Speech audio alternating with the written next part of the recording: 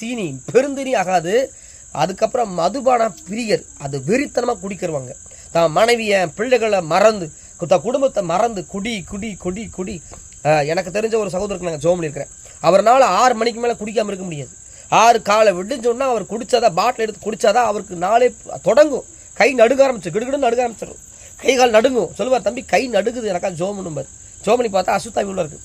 சொல்கிறது புரியுதுங்களா? ஒரு சிலருக்கு வாழ்க்கையில் இந்த மதுபான பிரி இருக்கிற ஒருத்தர் ஜோம் பண்ண கூட்டிகிட்டு போனாங்க.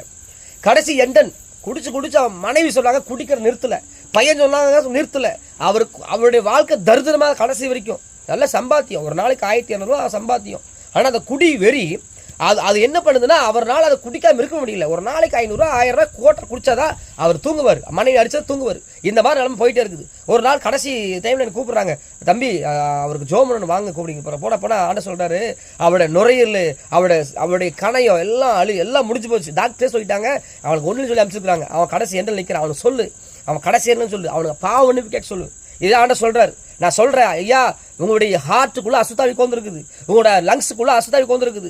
நீங்கள் பாவத்தை அறிக்கிட்டீங்கன்னா குடி பழக்கத்தை அதை தொடாமன்னு சொல்லி பாவம் மன்னிப்பு கேளு, விட்டு ஆண்டர் விட்டு விட்டு சொன்னேன். உடனே அவர் என்னன்னா மன்னிப்பு கேட்டார். அசுத்தாவி உடனே அதில் ஆடினார், கிறுக்கன் கீழே விழுந்தார், அசுத்தாவி போயிடுச்சு. அப்பா இப்போதான் நல்லா இருக்குது, மூச்சு விடவே முடியல, இருமிட்டே இருந்தேன், நைட்டில் தூக்கம் இல்லை, நல்லா இருக்குதுன்னாரு. சாயந்தரம் மேலே அவர்னால அந்த குடி பழக்கத்தை கண்ட்ரோல் பண்ண முடியல. நம்மளை குடிக்காமல் இருக்க பண்ணி போய் கோட்டரை வாங்கி குடிச்சாரு, நைட்டே இறந்துட்டார். நான் சொல்லிட்டு தான் வந்தேன், நீ குடிச்சு இறந்துருவேன்னு சொன்னேன். ஆனால் அவர் கேட்கல, குடிச்சு இறந்துட்டார். தேவ பிள்ளைகளை இன்னைக்கு அப்படித்தான் நிறைய பேர் வாழ்க்கை. குடினாலும் சாப்பாட்டு பிரியனாலும் பாருங்க, 1 கிலோ அரிசி வாங்கினா குடும்ப நாளும் சாப்பிடலாம். ஒரு ஹோட்டல் போய் 200 ரூபா 300 ரூபா செலவு பண்ணுறது, அது உடம்பு சரியாமல் போய் முடியுங்கிறது பிரச்சனை இல்லை. உடம்பு சரியாமல் இருக்கிறோம், நம்மளால் நடக்கவே முடியல, இந்த வீட்டிலேருந்து தாண்டி கால் ஸ்டெப் எடுத்துவே முக்கியம் முடியல, கை வேலை செய்ய மாட்டேது, கண்ணு தெரியலன்னா பரவாயில்ல. நான் சொல்கிறேன் புரியுதுங்களா? நல்ல பலன் இருக்கும்போது, நல்ல கையில் ஸ்ட்ரென்த் இருக்கும்போது, சமைக்கிற பலன் இருக்கும்போது, எல்லா வசதியும் இருக்கும்போது, நீ சமைக்காமல் நீ கடையாக நீங்கள் போய் சாப்பிட்டீங்கன்னா அது அவன் தான் பெருந்தினிக்காரன்.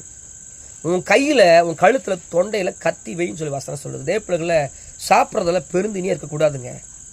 நான் வாரம் பூரா கஷ்டப்படுற சமைக்கிறேங்க, ஒரு நாள் தான் சாப்பிட்றேன், அது பிரச்சனை இல்லை.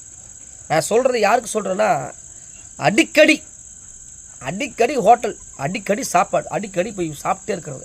இப்போ காலை சாப்பிட்ருப்போம், மறுபடியும் ஒரு சாப்பாடு சாப்பிட்ட மாதிரி இருக்கும், பசிக்கார மாதிரி அது அந்த மாதிரி சொல்கிறேன். அது ஏன் அப்படின்னா, இது தேவனுடைய சமூகத்தில் அவங்கள கர்த்தருடைய ஆசீர்வாதம் அவங்க பெற்றுக்கொள்ள முடியாது. இன்னொன்று என்னன்னா, அவங்க தரித்திரமாயிருவாங்க. அவங்க வாழ்க்கை என்ன ஆசீர்வாதம் வந்தாலும் வெறுத்தடைய முடியாது. தேவ பிள்ளைகளை சாப்பிட்றதுல கூட கர்த்தர் கண்ட்ரோல் பண்ண சொல்கிறாருங்க.